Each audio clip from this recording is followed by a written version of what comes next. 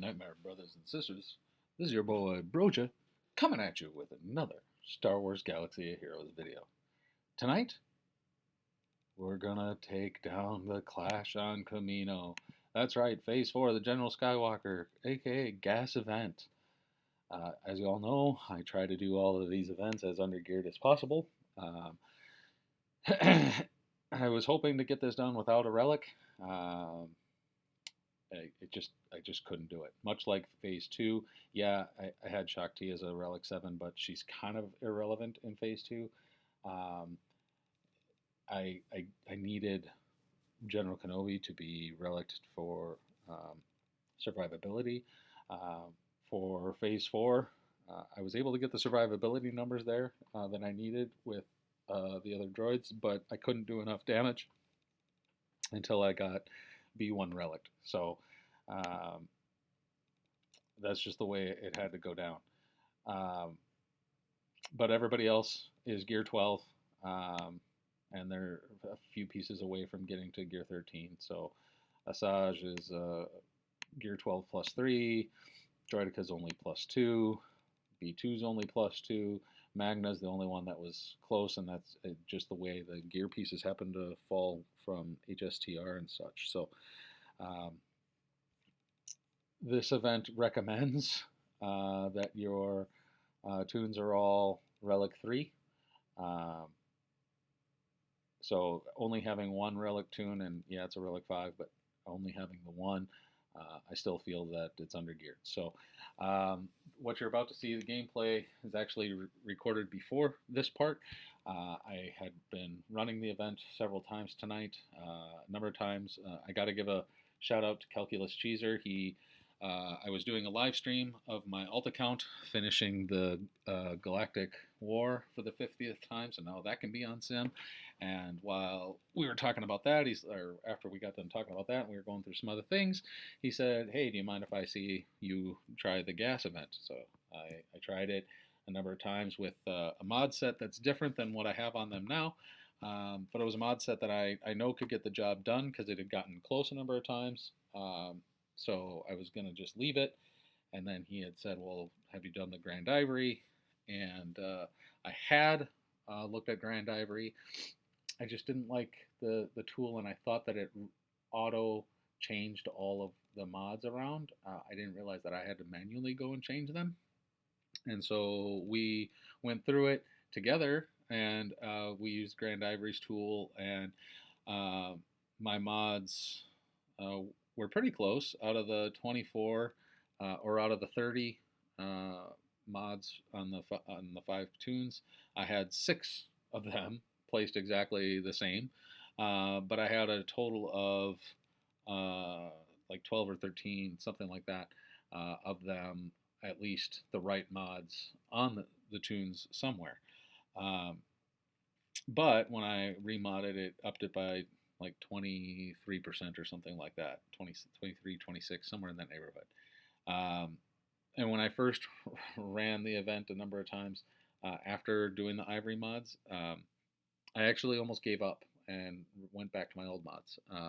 The first 10 or so times that I did it, my squad was getting crushed. Like, it wasn't even getting close. I couldn't even get 5s down after toppling gas. Sometimes I didn't even topple gas. It just wasn't working.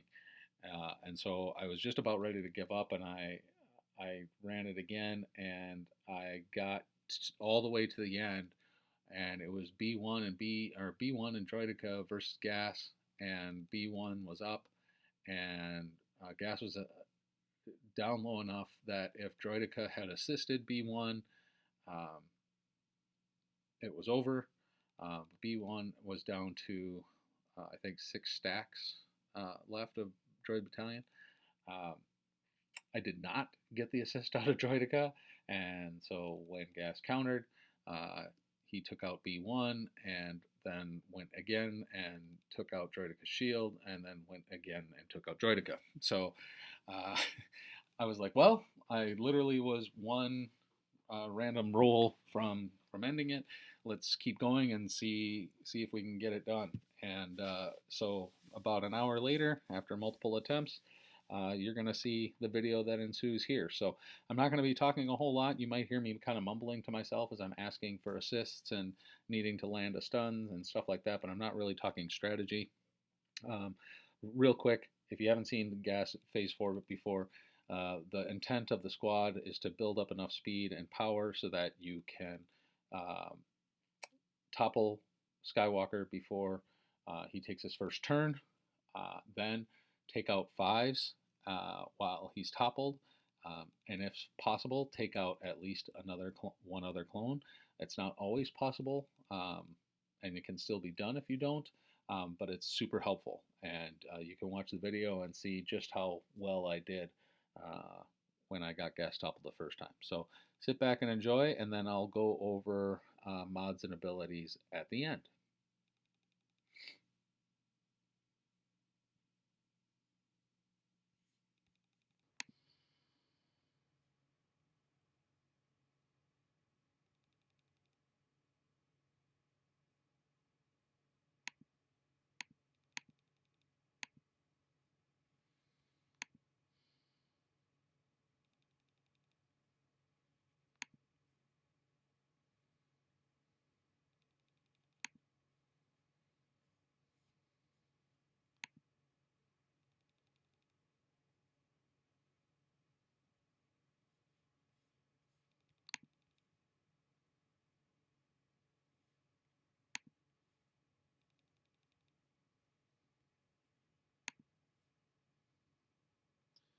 Oh, Droidica is not assisting at all.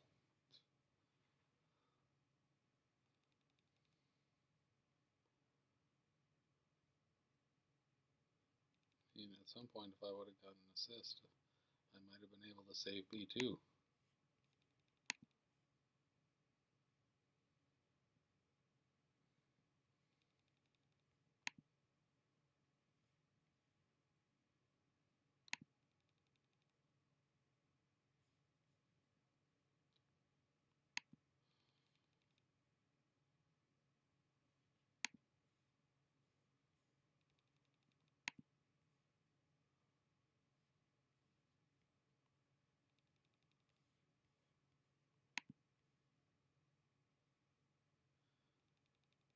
I mean, Droidica, feel free to assist at any time. You have it in your kit to assist, so let's try it on for size.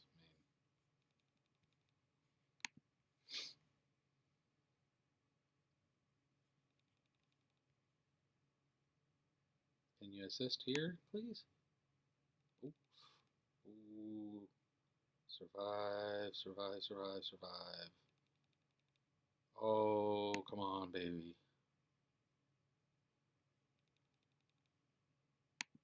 Please survive. 87 stacks.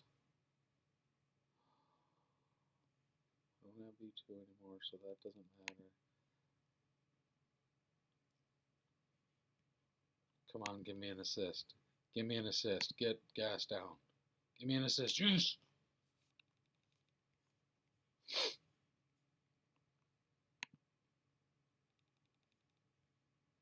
Holy shit, we have a chance.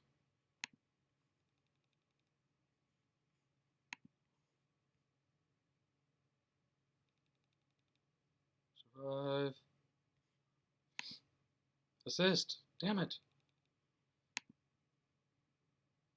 Yes!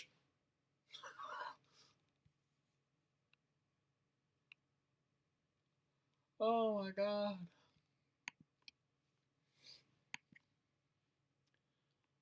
It's done.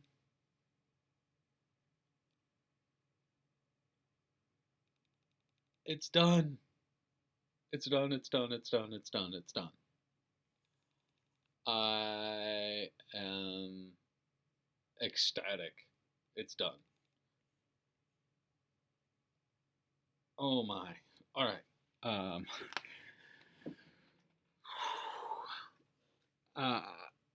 it's done. I was expecting to have to relic a bunch of the droids. But all right, let's.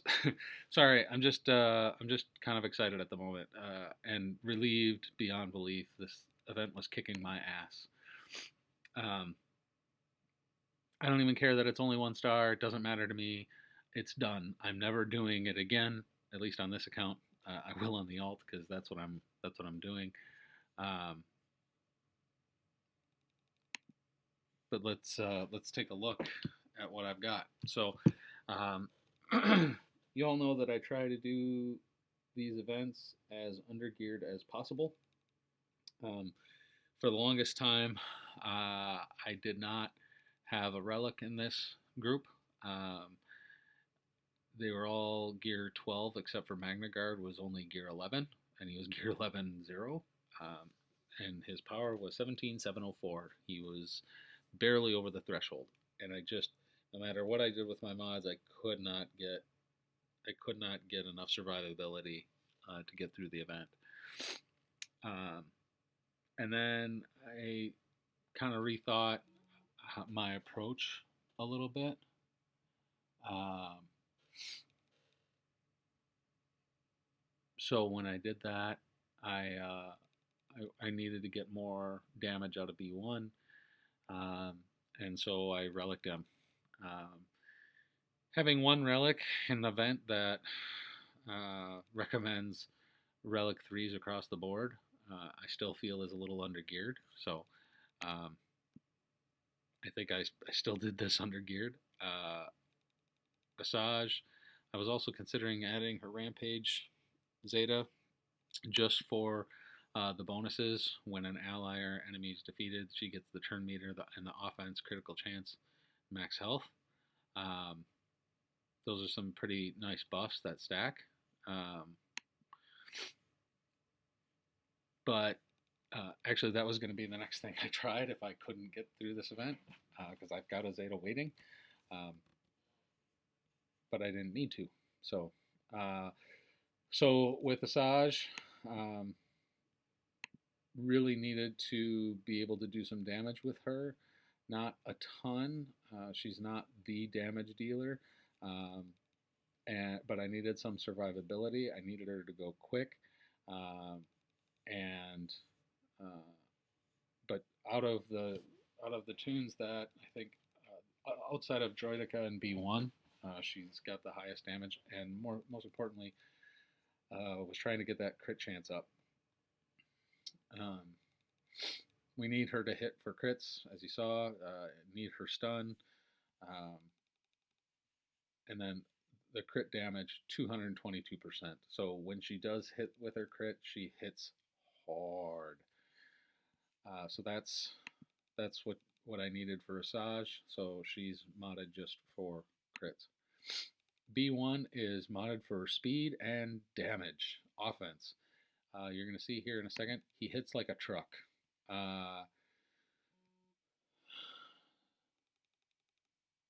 So um, his speed is going to be high 200s, closing in on 300.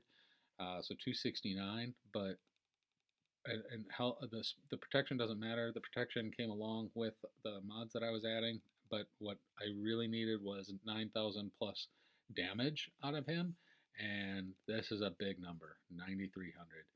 So he's assisting whenever anybody attacks, so he's hitting for damage every time. Then when he goes and he hits, lots and lots of damage coming from B1. B1 is the essential tune um, for this event. Well, him and Droidica. So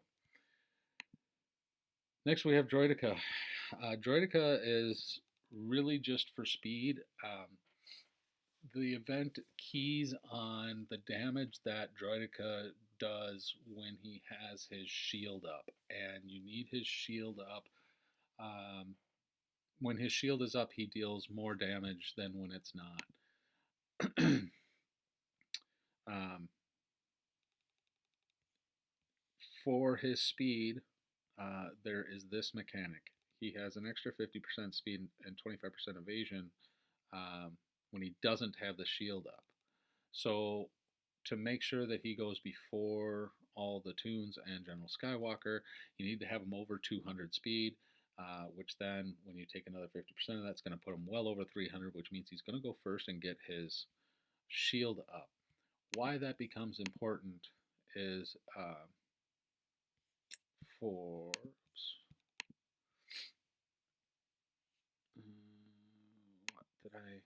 what did I go right past it?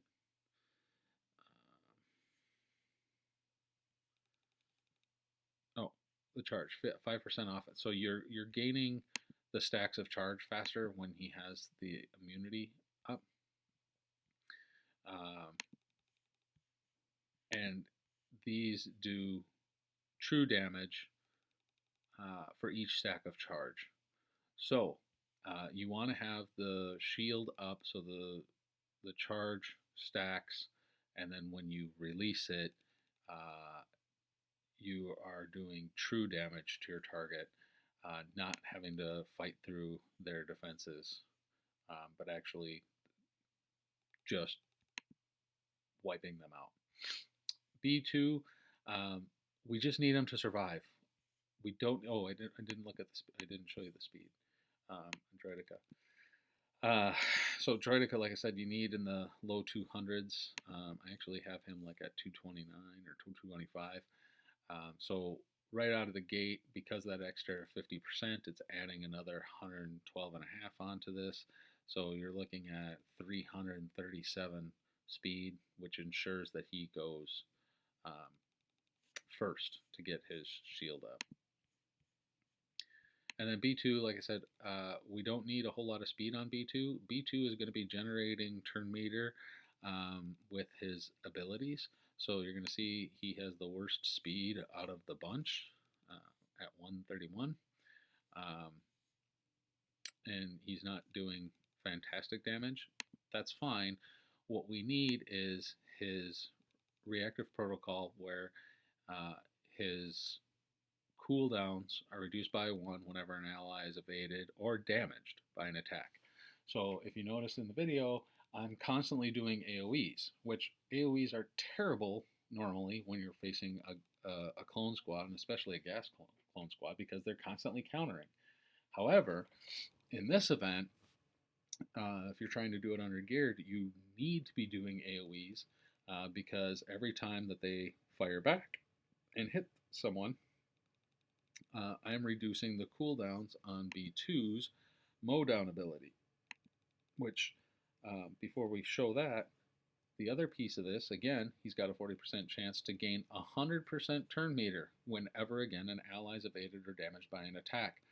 So those AoEs are going to be feeding turn meter here, and they're going to be reducing the cooldown. So mowdown, which is an AoE, you can just keep doing it over and over and over again. You saw in the video a number of times where it would go B2, B1, B2, B1, where they're just going one right after another because B1 has that speed, and then B2 was generating the turn meter off of the mowdown with the Relentless Barrage and Reactive Protocol. Magna Guard, again, you just need him to survive. I don't have the Zeta here because it's really only applicable, or it only debuffs or dispels. It gives them 100% turn meter if you don't dispel any buffs. If the whole point of using Magna Guard's stun on Rex, if I can, is he hasn't already applied the tenacity.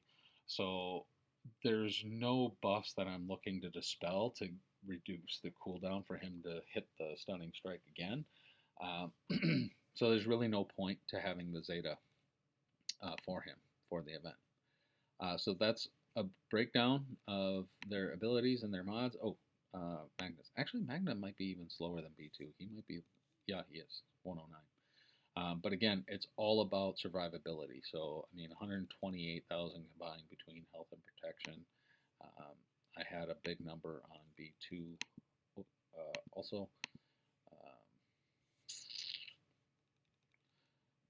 Yeah, 120,000. So the whole point is they're going to be getting hit the most. Magna Guard because of his taunt, B2 because he's going to be attacking so much with his mowdown ability. that you need them to be able to survive. Um, that's it. That's that's beating gas. Under geared. At least I feel it's under geared. And then, woohoo! We finally have gas. We're not going to be able to do much with them for a while because I used everything I had to get these droids up to where they needed to be. So um, we're not going to have a 7-star gas for quite some time, but that's okay. This event's done, and I can start moving on to some of the other things that I need to do for the guild. So thanks for watching, and remember, expendable might be in our name, but none of you are expendable to me.